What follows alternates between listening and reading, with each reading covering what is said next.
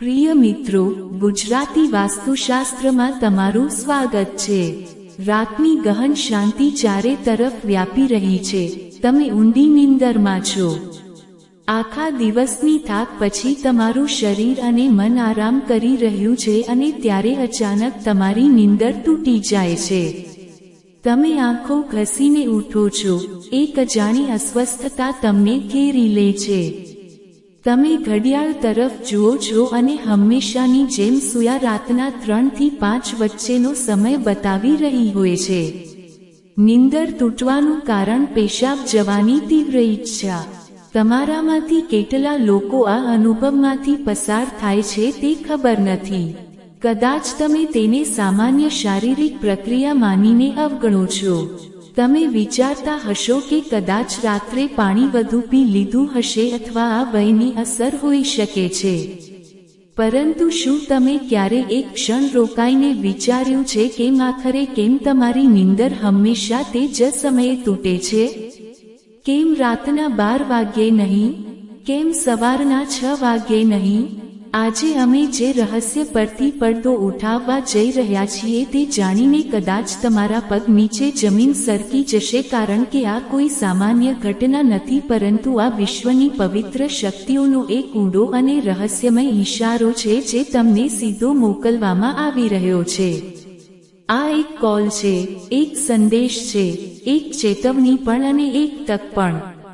પરંતુ અત્યાર સુધી તમે તેને અનસુન કરી રહ્યા છો। તો હવે તમારી શ્વાસને રોકી લો, કારણ કે આજે તમે તે રહસ્યને જાણવા જઈ રહ્યા છો જે તમારું જીવન બદલી શકે છે। સવારના 3 થી 5 વચ્ચે પેશાબ જવા માટે તમારી નીંદરનું ખુલવું વાસ્તવમાં તમારા કર્મો, તમારા ભવિષ્ય અને તમારી આત્મા સાથે જોડાયેલો એક અદ્ભુત ઈશારો છે। આ એક સત્ય છે જે જાણ્યા પછી તમે ક્યારેય આ ઘટનાને સામાન્ય નહીં સમજી શકો। અમારા પ્રાચીન વેદો, પુરાણો અને ગ્રંથોમાં સમયને માત્ર ઘડિયાળની સૂયો નથી માનવામાં આવ્યો, સમયને એક જીવંત બળ, એક ઊર્જા માનવામાં આવ્યો છે। દિવસના દરેક કલાકની પોતાની અસર હોય છે, એક વિશેષ તાકાત હોય છે। પરંતુ આ તમામમાં જે સમય સૌથી પવિત્ર, સૌથી શક્તિશાળી અને સૌથી અદ્ભુત માનવામાં આવ્યો છે તે છે બ્રહ્મ મુહૂર્ત। આ સવારના 3 થી 5 વાગ્યા સુધીનો સમય હોય છે। બ્રહ્મનો અર્થ છે પરમાત્મા અને મુહૂર્તનો અર્થ છે સમય, એટલે કે આ તે વખત છે જેને પરમાત્માનો સમય કહેવામાં આવે છે। આ સમયે વિશ્વને ચલાવતી ઊર્જા તેના સૌથી ઊંચા સ્તર પર હોય છે। રાતનું અંધારું સમાપ્ત થઈ રહ્યું હોય છે અને દિવસનું પ્રકાશ હજુ આવ્યો નથી। આ બંને વચ્ચેની એક જાદુઈ ક્ષણ હોય છે। આ જ સમયે દેવી દેવતાઓ, ઋષિમુનિઓ અને પવિત્ર આત્માઓ સૂક્ષ્મ સ્વરૂપમાં પૃથ્વી પર આવે છે।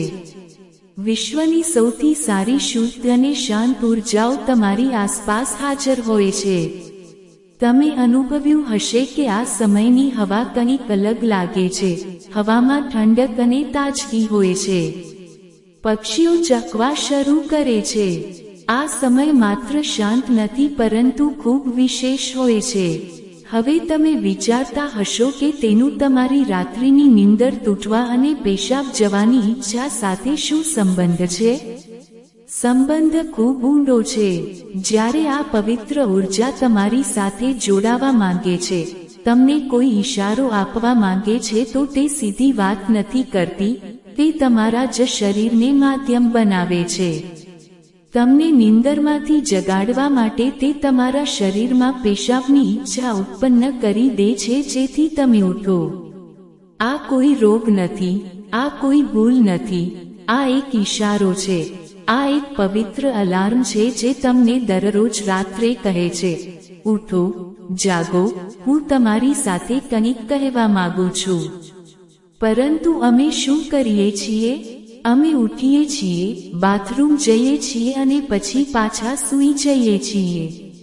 અમે વિચારીએ છીએ કે આ તો સામાન્ય વાત છે, પરંતુ વાસ્તવમાં અમે દરરોજ રાત્રે એક વિશેષ તક ગુમાવી દઈએ છીએ। તે સમય જેમાં ભગવાન તમારી સાથે જોડાવા માંગે છે, તમારી સાથે વાત કરવા માંગે છે, તમારા જીવનમાં કંઈક નવું શરૂ કરવા માંગે છે અને અમે તેને સમજ્યા વિના અવગણીએ છીએ. આગલી વખતે જ્યારે તમારી નીંદર 3 થી 5 વચ્ચે તૂટે તો એક ક્ષણ રોકાવો, વિચારો કે કદાચ આ માત્ર પેશાબ નથી પરંતુ એક પવિત્ર આમંત્રણ છે.